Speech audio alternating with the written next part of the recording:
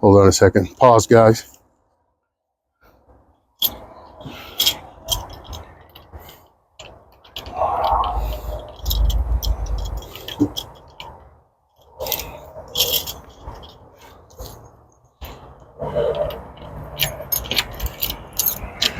Okay, got the front door open.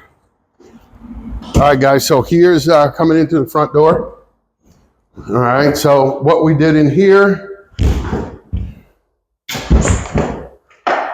Okay, so as a standard, whenever we have hardwood floors, we always finish them.